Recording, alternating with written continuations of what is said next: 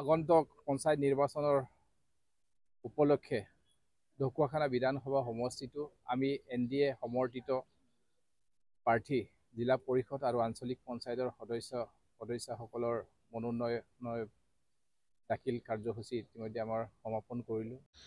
Supak kultat kana tan napang kumpas juga supak dokwa kana homojila haralok kang lutat ko lebidung dokwa kana homojila harata silok homojila haraso silok longo monian potto last pedakildung odok ke Bharatiya Janata Party honmito gণশক্তি Asom Gana Parishad বুল lekop election am singke bohrok sam keldung panchayat election cham odok saitangko ZPC mosti dung dokwa kana homojila haraso odok honmito Ganashakti অসমম ako bita humosti ako de umosti de gom Bharatiya Janata Party potiko ke keli odok ke Bharatiya Janata Party তিনটাংক কেলি অদক 22 trunk সে AP member দুং AP member 22 টা দ সন্মিলিত গণশক্তি অসম দলম বুলু সাইটাংক beta অদক Asom Gana পৰিষদম তিনটাংক Asom Gana Parishad তিনটা দে সীতা প্ৰতীক দকি চাই সন্মিলিত গণশক্তি অসম দে ভাৰতীয় জনতা party Padampur দকি চাইটা চাই অদক বাকি কিনি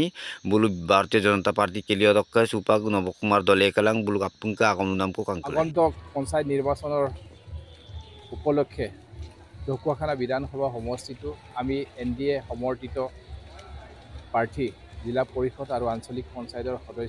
সদস্যসকলৰ মনোনয়ন দাখিল কাৰ্যসূচী ইতিমধ্যে আমাৰ সমাপন কৰিলোঁ আৰু ইয়াত আমি তিনিটা দল ভাৰতীয় জনতা পাৰ্টি অসম গণ পৰিষদ সন্মিলিত গণশক্তি আমি তিনিওটি দলে NDAৰ অংশীদাৰ হিচাপে সকলোৱে সন্মিলিতভাৱে এইবাৰ ঢকুৱাখানা বিধানসভা সমষ্টিত আমি এই নিৰ্বাচনত প্ৰতিদ্বন্দ্বিতা কৰাৰ কাৰণে আমি আগবাঢ়িছোঁ। ভাৰতীয় জনতা পাৰ্টি আমাৰ 4গৰাকী জিলা পৰিষদৰ প্ৰাৰ্থী তাৰে ভিতৰত আমি সন্মিলিত গণশক্তি দলক আমাৰ মিত্ৰ দলক এটা আসন আমি এৰি দিছোঁ যদিও ভাৰতীয় জনতা পাৰ্টিৰ পদুম ফুলৰ চিহ্নত তেখেতলোকে প্ৰতিদ্বন্দ্বিতা কৰিব। ঠিক তেনেদৰে আমি আঞ্চলিক পঞ্চায়তৰ আমাৰ 22খনৰ ভিতৰত 4টা আঞ্চলিক পঞ্চায়ত আমি সন্মিলিত গণশক্তি দল আৰু আমাৰ অসম গণ পৰিষদ দলক 3টা আমি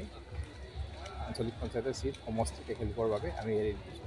আমাৰ সন্মিলিত গণশক্তি দলৰ যিসকল প্ৰক্ষিপ্ত প্ৰাৰ্থী থাকিব তেখেতলোকে ভাৰতীয় জনতা পাৰ্টিৰ প্ৰতীক চিহ্নত পদুম ফুলৰ চিহ্নত ভোট দিব আৰু বাকী আমাৰ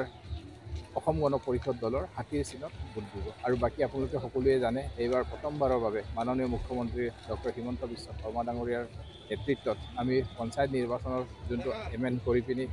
ৱাৰ্ড সদস্যসকলক আমি ইণ্ডিপেণ্ডেণ্টভাৱে যাতে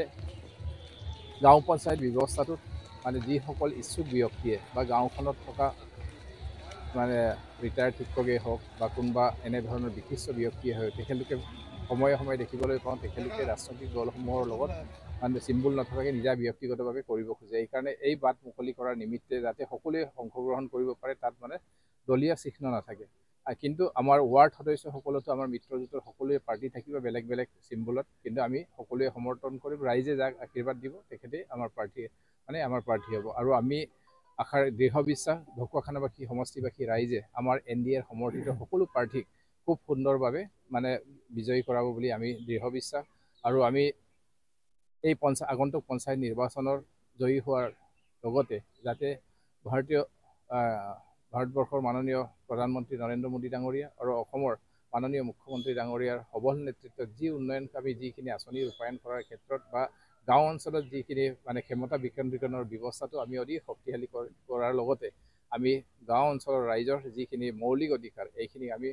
ৰাইজৰ দাবীৰ বা অগ্ৰাধিকাৰ ভিত্তিত আমাৰ সকলো প্ৰাৰ্থীয়ে একত্ৰিত হৈ এই কথাখিনি আগবঢ়াই নিয়াৰ বাবে আমি সকলোৱে সংকল্প হৈ আজি আমি NDAৰ হৈ আমি সকলো নেতৃত্ব অসম গণ পৰিষদ দল সন্মিলিত গণশক্তিৰ নেতৃত্ববৃন্দই আমাৰ সমৰ্থিত প্ৰাৰ্থীসকলক ইতিমধ্যে আমি মনোনয়ন পত্ৰ প্ৰদান কৰিছোঁ আৰু আমি সমগ্ৰ ঢকুৱাখানাবাসী ৰাইজক আমি সেৱা জনাইছোঁ যাতে আপোনালোকে সকলোৱে যে আমাৰ প্ৰাৰ্থীসকলক আশীৰ্বাদ প্ৰদান কৰি অহা দিনত যে আমি উঠি অহা প্ৰজন্মৰ এখন সুন্দৰ ঢকুৱাখানা নিৰ্মাণৰ বাবে আমাক আশীৰ্বাদ প্ৰদান কৰে তাৰ বাবে আমি বিনম্ৰভাৱে আহ্বান জনাওঁ।